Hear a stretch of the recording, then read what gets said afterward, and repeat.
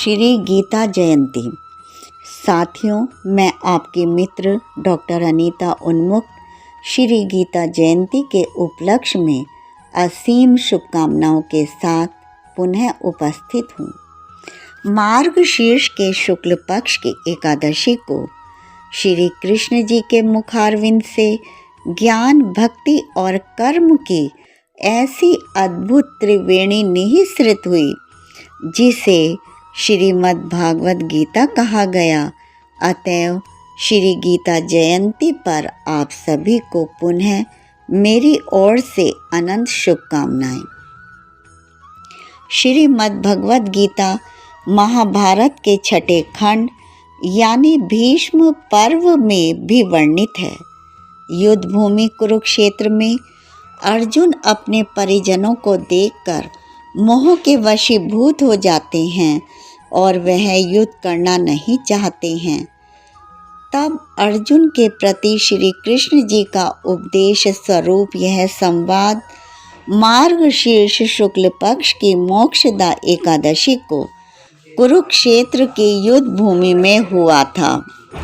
आशंशयम महाबाहो मनो दुर्निग्रहम चलम अभ्यासेन तु कौन्तेय वैराग्येण च गृह्यते। यानी श्री कृष्ण अर्जुन को समझाते हैं कि हे महाबाहो, निस्संदेह मन चंचल और कठिनता से वश में होने वाला है, परंतु हे कुंती नंदन, उसे अभ्यास और वैराग्य के द्वारा वश में किया जा सकता है। वास्तव में सनातन धर्म का यह आध्यात्मिक ग्रंथ बहुत अधिक लोकप्रिय और कल्याणकारी है। 78 भाषाओं में इसके 250 से अधिक अनुवाद और दर्जनों भर टीकाएं व भाष्य हो चुके हैं। हम कह सकते हैं कि श्रीमद् भगवद गीता के प्रत्येक श्लोक में ज्ञान का अनूठा प्रकाश है। किम कर्तव्य विमूढ़ मानव को आत्म कल्याण का मार्ग दिखाकर भटकाव से बचाने वाले इस धर्मशास्त्र में किसी पंथ विशेष का नहीं, बल्कि विश्व मानव कल्याण के लिए ज्ञान, भक्ति और कर्म की तथ्यपूर्ण विवेचना मिलती है। श्री गीता जी साधारण कर्मवाद को कर्म योग में परिवर्तित करने के लिए 3 साधनों पर बल देती हैं। एक तो फल की आकांक्षा का त्याग, दूसरे अहंकार से मुक्ति और तीसरा ईश्वर के प्रति समर्पण भाव है।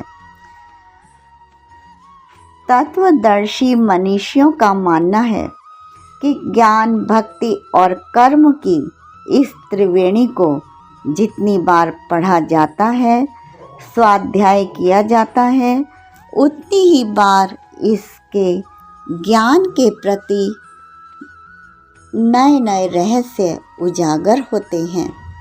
श्री गीता जी के 18 अध्यायों के 700 श्लोकों में प्रवाहित इस अद्भुत ज्ञान गंगा का कोई सानी नहीं है। अतएव हम सभी को प्रतिदिन श्री गीता जी के अध्यायों का पाठ करना चाहिए। गीता जी के पाठों द्वारा हम अपनी शारीरिक और मानसिक विपदाओं से मुक्ति पा सकते हैं, आदि व्याधि से छुटकारा पा सकते हैं, अपनी जीवन शैली को सुदृढ़ कर सकते हैं। गीता जी को कंठ और चरित्र में धारण कर हम महामानव बन सकते हैं और पुनः अपने देश के गौरव को द्वार द्वार तक पहुंचा सकते हैं। ऐसे ज्ञान के प्रकाश पुंज श्रीमद् भगवद गीता जी को मेरा कोटि कोटि नमन।